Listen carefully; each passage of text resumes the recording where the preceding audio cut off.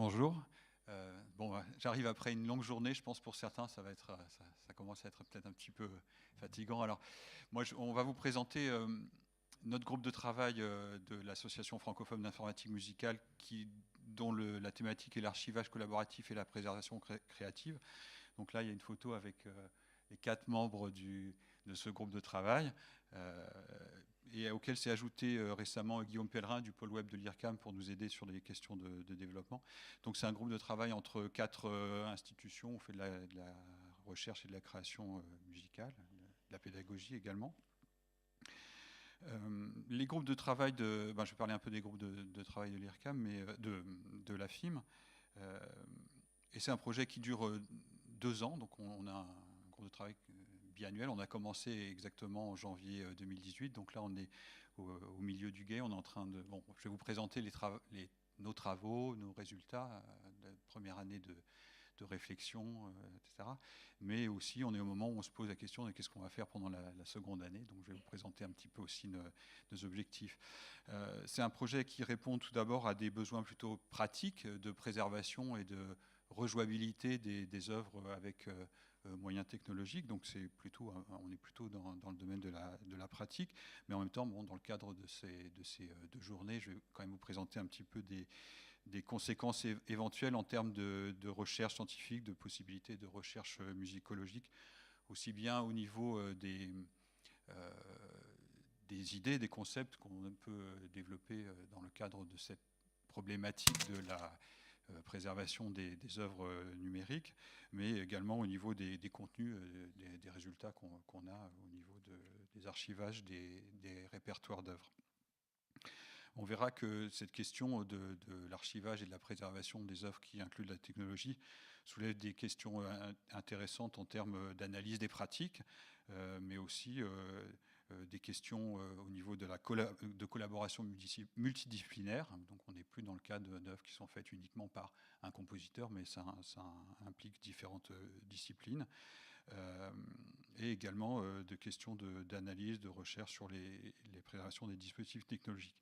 Donc la question, c'est bien répondre à ces défis qui sont posés pour paraphraser le sous-titre de ce symposium, à des défis qui sont posés par une société en mutation, à la fois en ce qui concerne les processus créatifs, les créations des œuvres, et puis aussi et surtout les supports technologiques de transmission de ces œuvres. Et donc notre groupe de travail répond en premier à cette problématique-là, c'est donc répondre bien aux difficultés qui sont rencontrées lorsqu'on doit reprendre des œuvres, même très récentes. Donc quand on a à jouer une œuvre qui a quelques années et qui utilise la technologie, c'est jamais facile et c'est pas...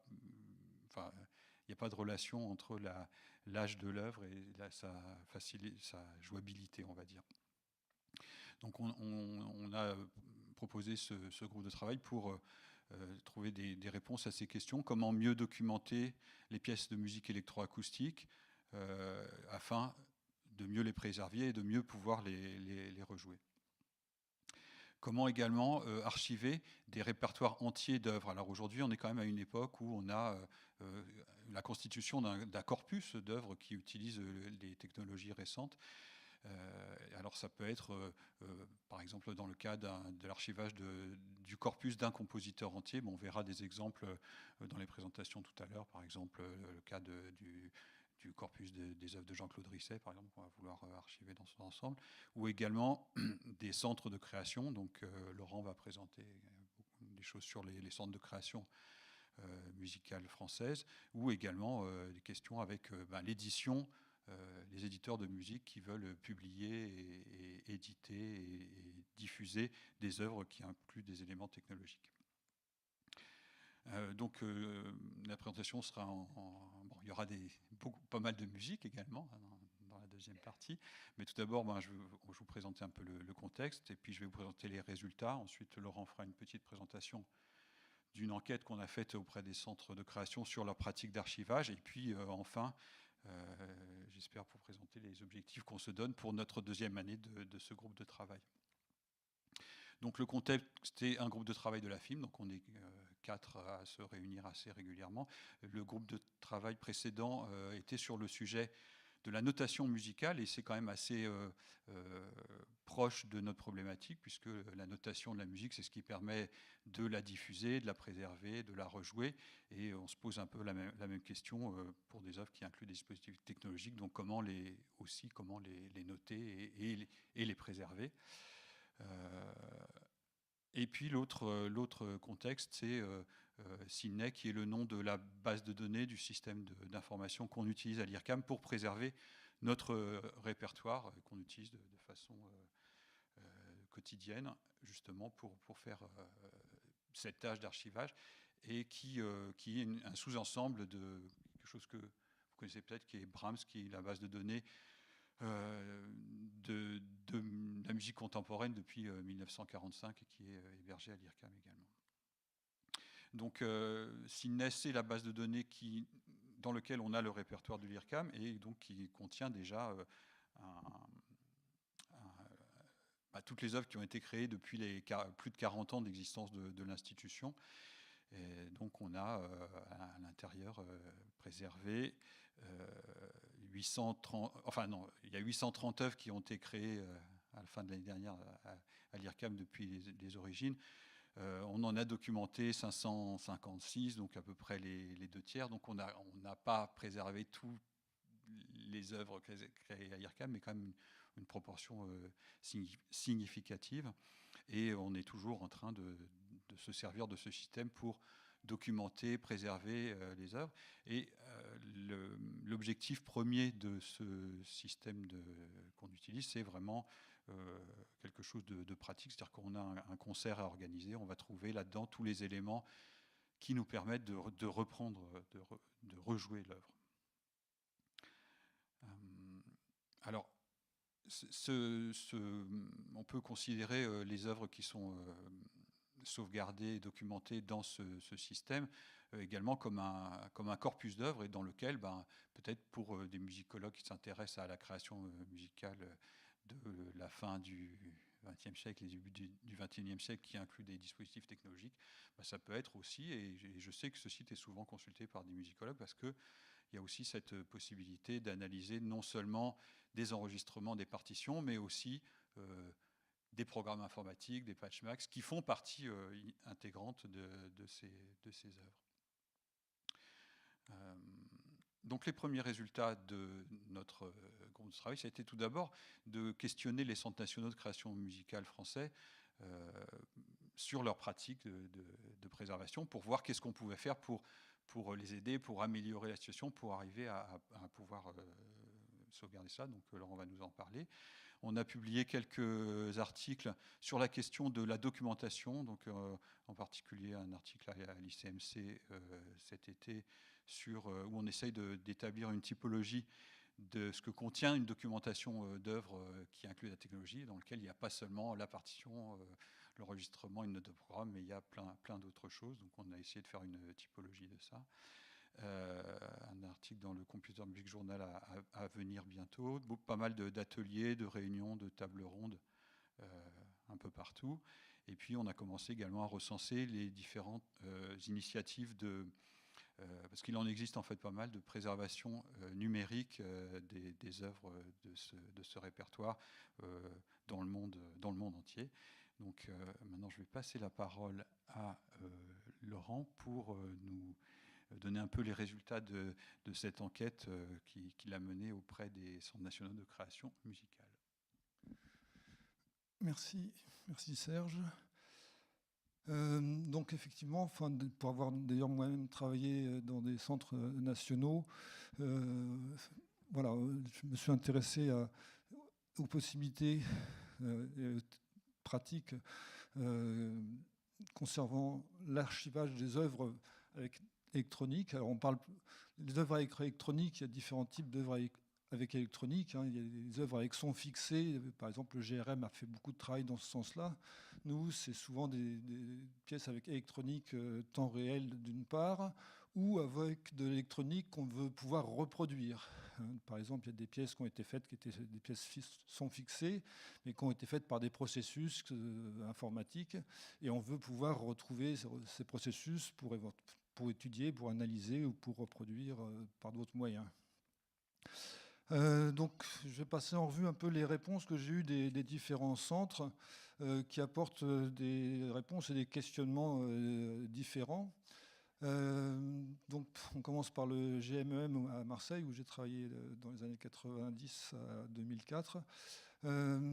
La question, c'est quels sont les outils, par exemple, utilisés pour la production des œuvres avec dispositif temps réel. Alors, dans tous les centres, un des outils majeurs qu'on va trouver, c'est le programme MAX, qui permet de faire de la lutherie électronique temps réel.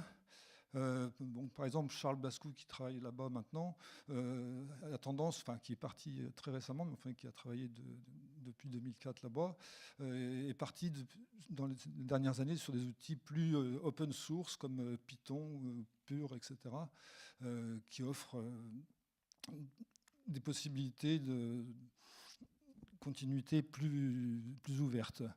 Dans le domaine de la conservation, de l'archivage et de la documentation, ça, on va retrouver ça un peu sur la plupart des centres. Les sources sont sauvegardées, mais en général, il n'y a aucune documentation. Alors, si une pièce est jouée à plusieurs reprises, on commence à faire de la documentation pour pouvoir éventuellement la faire jouer par d'autres réalisateurs en informatique musicale.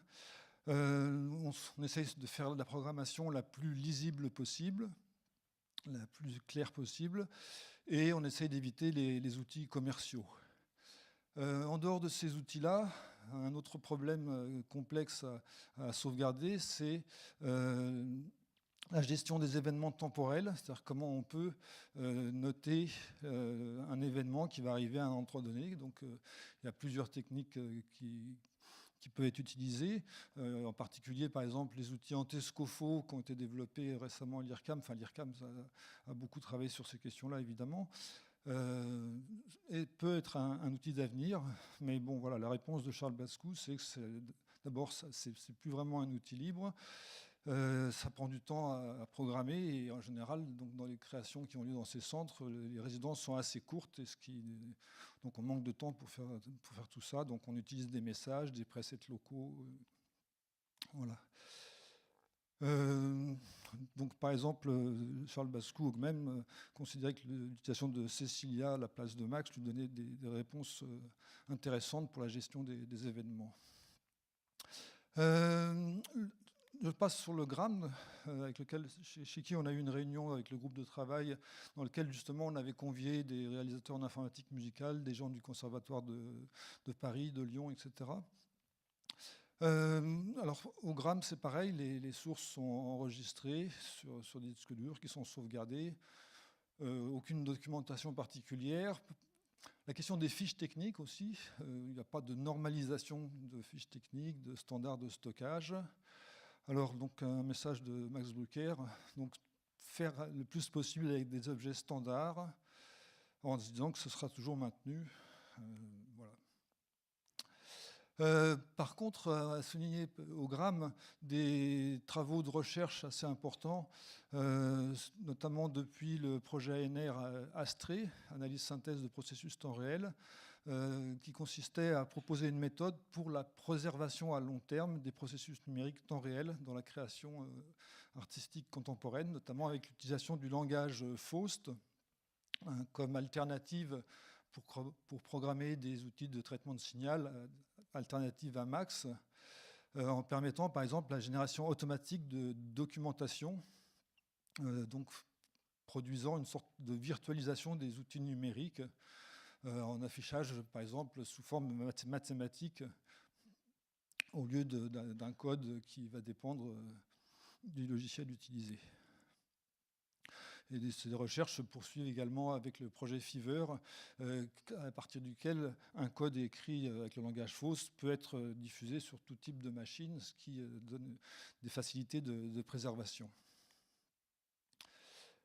La Muse en circuit à Alfortville, donc, il propose des sauvegardes dans ce qu'ils appellent des versions semi-fixées, c'est-à-dire que toute la partie électronique qui, lors de la création, est d'électronique temps réel, va être enregistrée à part, comme une bande. Et après, donc on peut éventuellement rejouer la bande avec les instrumentistes. Donc là, on parle de musique mixte principalement. Donc les instrumentistes acoustiques vont jouer avec une bande, alors qu'à la création, c'était joué avec du traitement temps réel. Alors ça, c'est des pratiques qu'on voit souvent, c'est-à-dire que des compositeurs qui créent une pièce mixte avec du temps réel et qui après font une version avec des sons fixés. Alors, une remarque de Sébastien Béranger, donc ils encouragent les compositeurs à décrire les effets utilisés afin de pouvoir les reproduire, de faire des captures d'écran, etc., pour pouvoir analyser et reproduire éventuellement les outils. Maintenant, le travail de la mise en circuit est plus sur l'improvisation, la performance, et donc les problèmes de pérennité se posent moins puisque les outils sont créés pour une présentation unique. Dernier point, filmer et enregistrer pour garder une trace numérique des œuvres.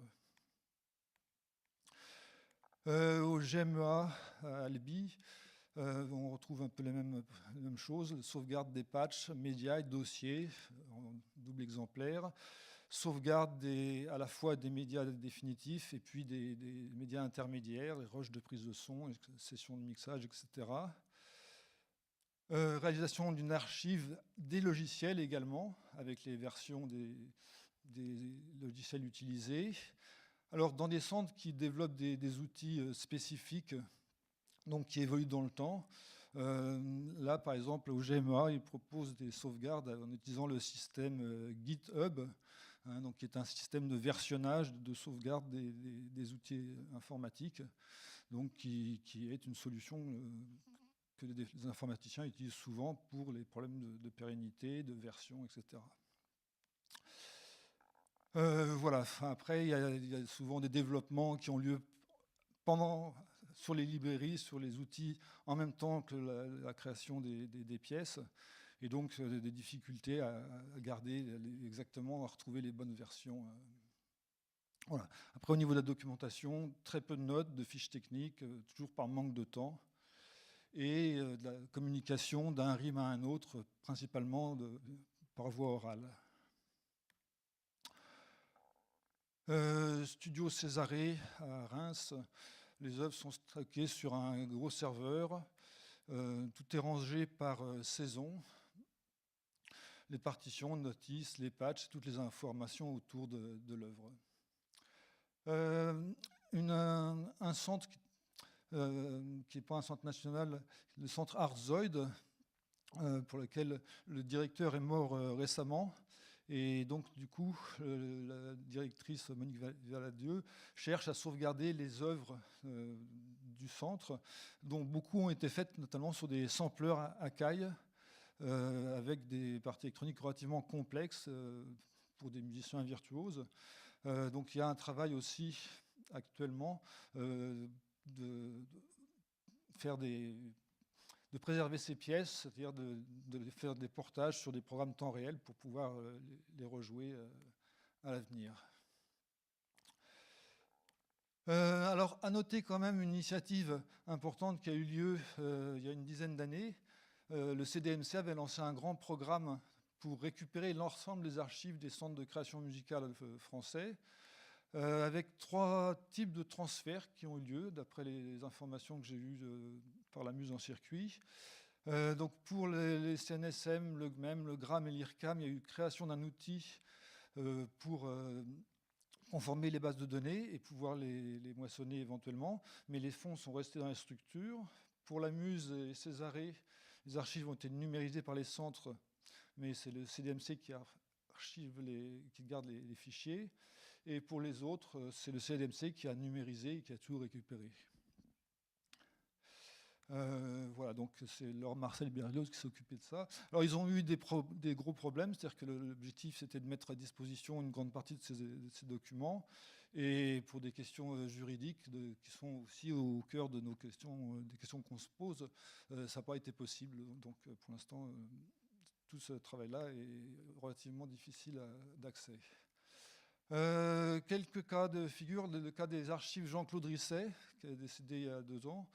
donc qui est un des très grands pionniers de l'informatique musicale, qui a fait beaucoup de pièces et d'exemples sonores à partir de l'informatique.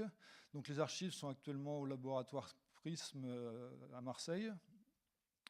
Elles seront récupérées à terme au GRM.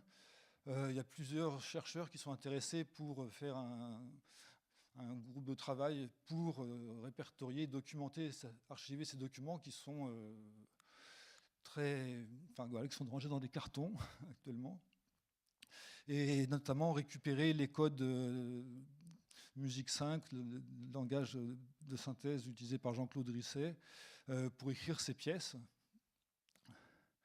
Voilà, donc pour l'instant, on a un pré-répertoire du fond de Jean-Claude Risset, mais tout est à faire pour essayer de retrouver du code, des bandes, etc. Voilà, après quelques cas d'usage, j'ai parlé de Jean-Claude Risset, juste un mot sur John Chowning, par exemple. Lui, il y a quelques années, en 2010, a réussi à faire un archivage de tous ces fichiers informatiques. Donc c'est aussi, ça avait été indiqué ce matin, donc John Chowning est aussi un des grands pionniers de l'informatique musicale. Et donc les données de toutes ces pièces ont été totalement récupérées, et donc avec un langage qui n'existe plus, mais qui est suffisamment documenté pour qu'on puisse actuellement refaire des versions de la pièce de zéro, donc par l'informatique. Donc en ce qui me concerne, j'en ai fait une version avec le programme 600, j'en ai fait une version live avec Max MSP, qui a été joué déjà par 6 ensembles différents aux USA, en Chine et en France notamment. Le cas de François Bernard Mache aussi, par exemple, qui a écrit beaucoup de pièces acousmatiques ou mixtes dans lesquelles la partie électronique est jouée avec des sampleurs, des échantillonneurs qui ne sont plus disponibles maintenant, et donc des pièces qui étaient interactives qui deviennent maintenant des pièces sur bande. Donc il y a aussi là, des travail à faire pour conserver l'interactivité de ce genre de musique. Un exemple particulier, Kernel de Kasper Toplitz. Alors là, je vais juste donner un exemple. C'est un compositeur qui fait de la musique mixte, dans laquelle tout est noté sur une partition qui décrit simplement les sons qu'on est censé entendre.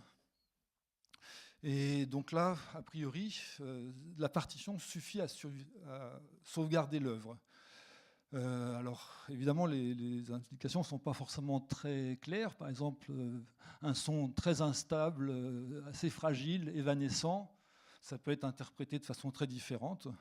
Mais c'est un peu la volonté du compositeur de laisser la liberté à l'interprète d'interpréter les instructions de façon plus ou moins précise. À noter qu'il travaille souvent avec des instrumentistes qu'il connaît, avec lesquels il peut donner des instructions.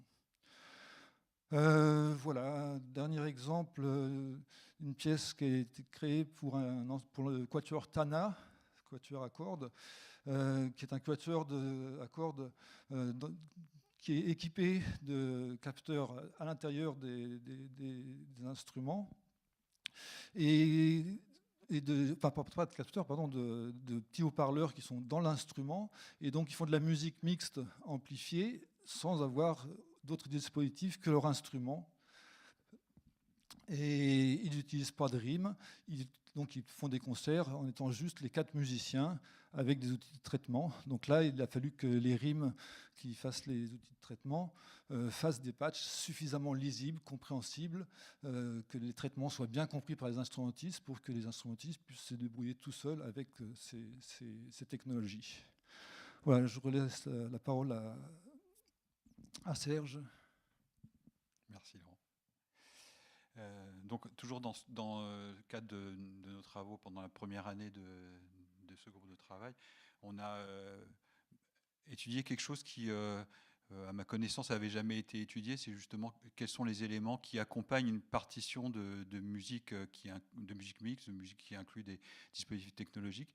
Et donc autour de ça, on voit qu'il y a quelque chose d'extrêmement hétérogène, parce que quand on va avoir à transmettre une œuvre, il ne va pas y avoir seulement la partition comme avant, comme pour la musique classique européenne, mais plein d'autres éléments, mais pas seulement un programme informatique, mais plein d'autres choses. Ça peut être une note d'intention, des notes de programme, des analyses musicales, des enregistrements vidéo ou audio du concert, des notes qui indiquent comment utiliser le programme, une fiche technique d'un ingénieur du son, bon, énormément d'éléments donc, qui accompagnent la partition, qui sortent d'éléments paratextuels autour de la partition, et quelque chose d'encore plus important que ça dans la transmission des œuvres, qui est la transmission orale. Et en fait, il y a ce paradoxe-là, on est dans des choses hautement technologiques, et en fait, la seule façon de rejouer une œuvre telles que celles qui sont créées dans les centres nationaux de création musicale depuis leur existence, depuis le début de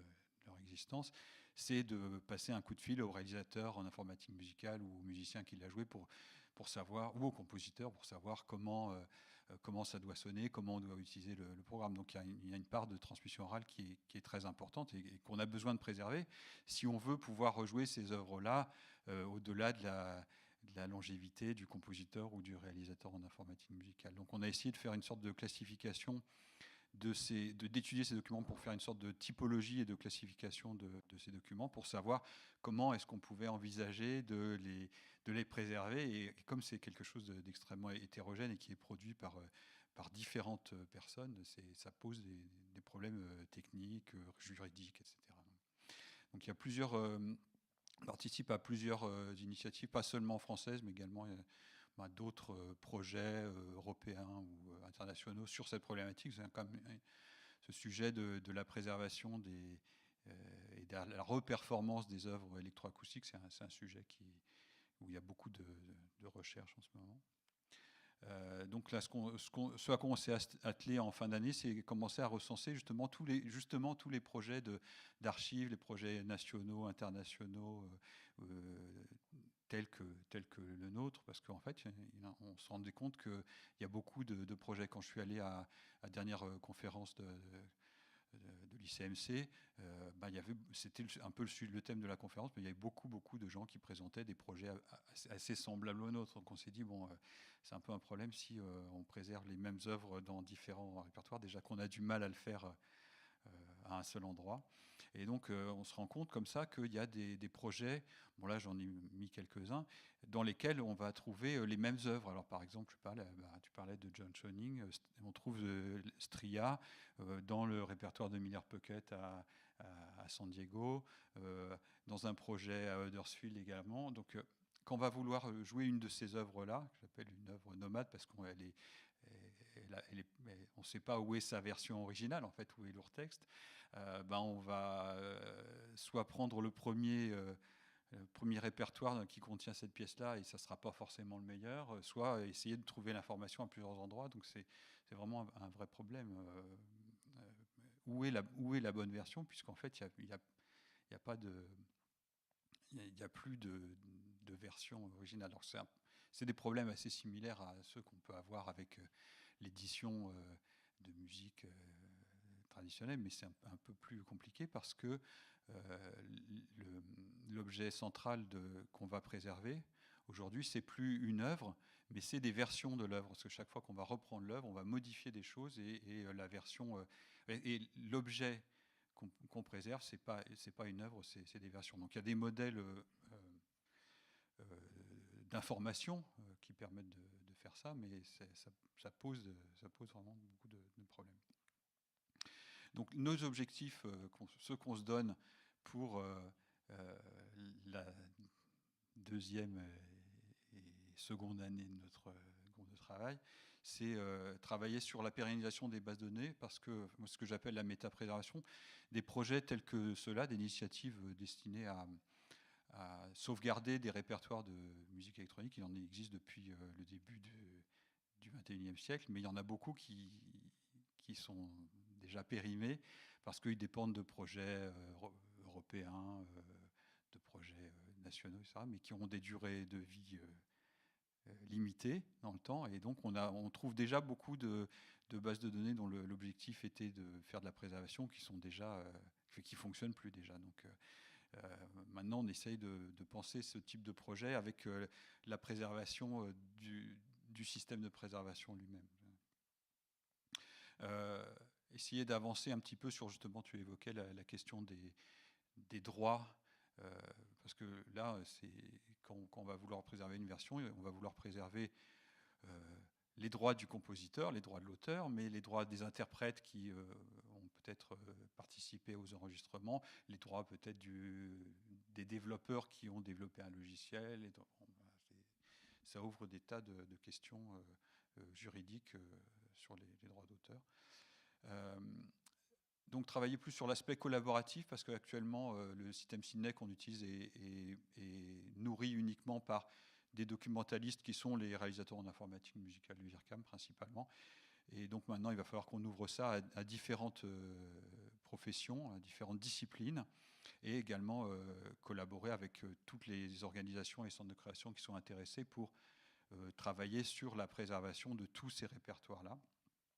Et pour cela, on est en train de développer un système de base de données distribuée open source qui est une sorte de descendant du système qu'on utilise à l'IRCAM qui s'appelle Sydney. Celui-ci va s'appeler Anthony.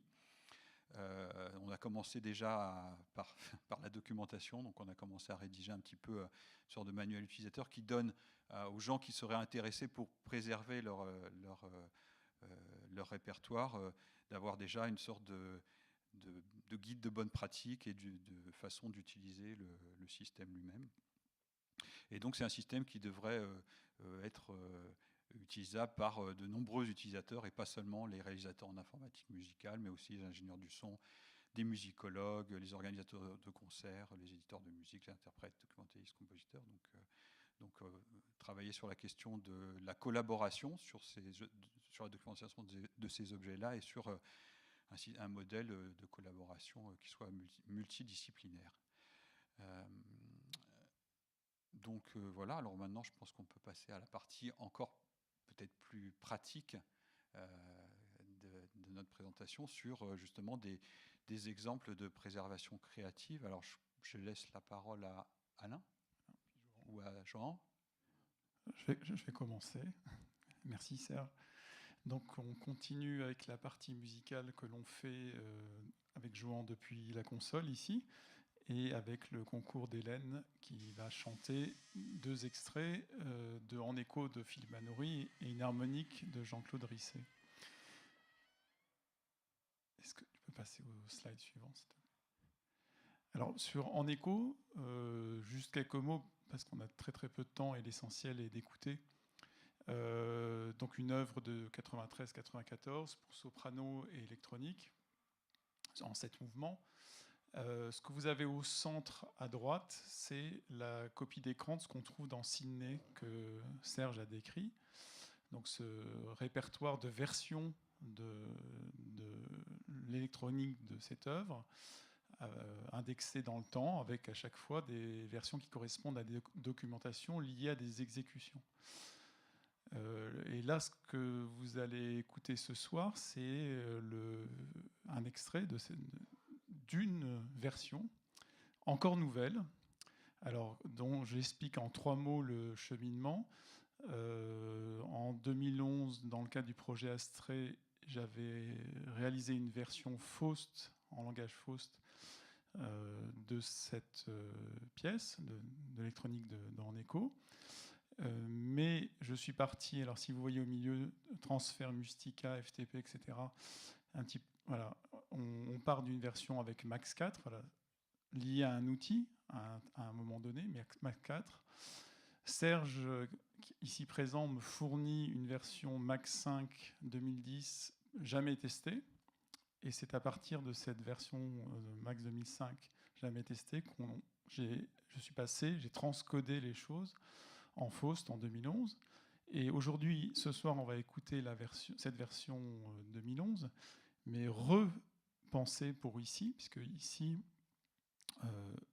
à la MSH, et en particulier au CICM Paris 8, travaillons sur des environnements pour la spatialisation, sur la question de la spatialisation pour les compositeurs par les compositeurs. Et donc nous avons repensé la spatialisation de En Écho avec notre bibliothèque de spatialisation fondée sur l'Ambisony. Donc c'est encore une nouvelle version, une version Symposium 2019, qui n'est pas encore dans Sydney, mais peut-être qui sera dans Antony dans quelques semaines. Alors on va écouter, pour se faire une petite idée de ce que c'est qu'un portage, je vais passer quelques secondes de la version de l'électronique dans la 5e section, Max 5 d'abord, et Faust après, et vous allez entendre combien c'est différent, bien qu'on ait pris un grand soin à refaire les modules électroniques un par un, les plus proches de la version de départ. Alors tout d'abord, la version Max 5.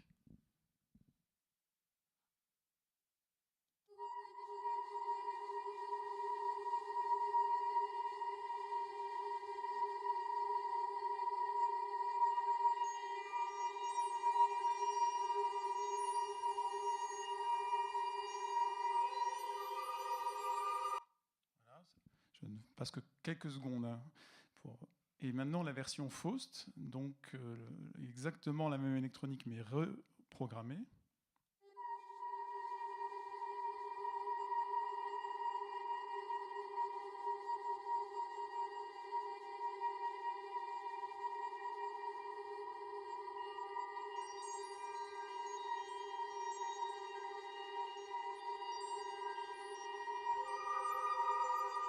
Voilà.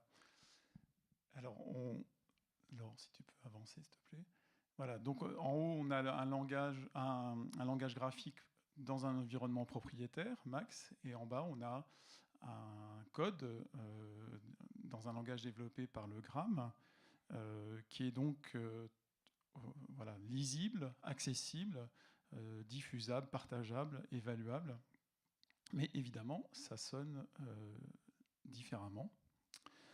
Alors, nous allons passer maintenant donc à un extrait de cette version 2019 de En Écho. Ça va être la 4e section de la pièce qui s'appelle Mea Lux, que va donc chanter Hélène Fauchère. Alors, il faut juste que je me prépare un petit peu.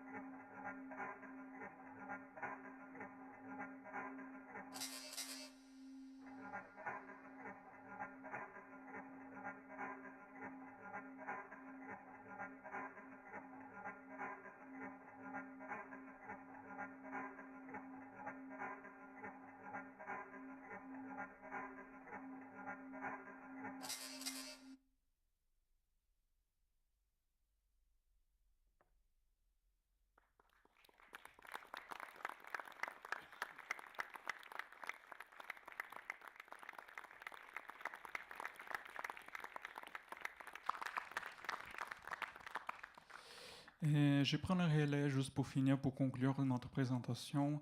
Je parle très brièvement, je sais que tout le monde est fatigué, juste avant de nous passer à la musique qui nous intéresse. Moi, je suis le porteur de projet Créer, Récréer, Valoriser la musique faisant appel à l'informatique musicale au XXIe siècle, soutenu ici le Message Paris Nord en 2019, dont l'objectif principal, c'est la création de la version temps réel, interactive, récodée, d'une harmonique de Jean-Claude Risset. Tout ce qui Serge et Laurent ont dit, ici on va vraiment un bon exemple dans tous les sens dans le travail qui vient de commencer.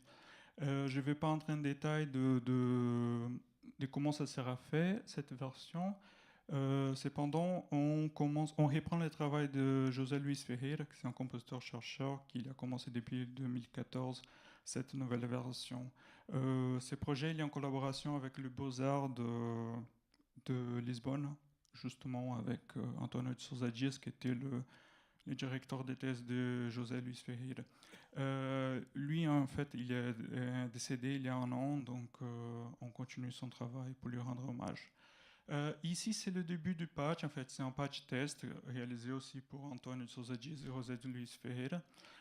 Sous Max, donc on voit à gauche qu'il y a plusieurs messages. Ces messages correspondent vraiment à la partition Musique 5, comme Laurent a dit, un des projets de archivage des archives de Jean-Claude Risset comprend aussi les codes Musique 5 qui étaient utilisés. Et cette pièce aussi a été analysée plusieurs fois, surtout en 1980 par Denis Laurent, où il a carrément utilisé les codes sources. Et au milieu, c'est le moteur sonore qui a fait un C-Sound. Et à gauche, une modélisation de routine PLF en JavaScript, tout à droite, pardon.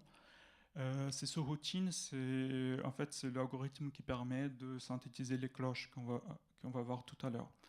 Bon, comme je vous ai dit, ça c'est tout un début d'un projet. Donc pour cette présentation, on voulait montrer vraiment... tu peux passer Laurent, s'il te plaît, à la prochaine. Donc pour cet après-midi, notre but c'était d'étudier la version bande. Donc pour cela, on a fait un appel à tous nos collègues. D'ailleurs, je remercie à toutes les institutions qui nous ont aidés, l'UQAM, la GRM, à trouver la bande originale du concert. Cependant, et étonnamment, ce n'était pas aussi simple de la trouver. Cependant, on a trouvé de sources très très intéressantes, comme la bande de travail des harmoniques de 1979 de l'UQAM. C'était une pièce composée et réalisée à l'UQAM. Et une autre bande seule, d'une pièce seule acousmatique, paysage en harmonique, qui utilise le même code d'une harmonique. Et bon, pour la version de travail, pour la bande de travail, il n'avait pas trop de... C'était pas vraiment une version de conserve, c'était vraiment un bon travail. Et elle était assez intéressante, même si elle n'était pas encore archivée, c'est que on pouvait vraiment tracer les choix de compositeur. Il y a par exemple des passages où il a compilé 3, 4, 5 fois le même bout de code avec des légères modifications. Et ça, dans un travail de reconstruction de zéro, c'est très intéressant. Et donc ces constats-là, ces sources-là nous ont motivés de faire, pour cet après-midi, faire une version un peu différente qui utilise la bande de travail, la bande de paysages harmoniques. Et cependant, c'était pas tout complet. En fait, il y avait des passages qui n'étaient pas encore, qui n'existaient pas encore dans ces deux versions-là.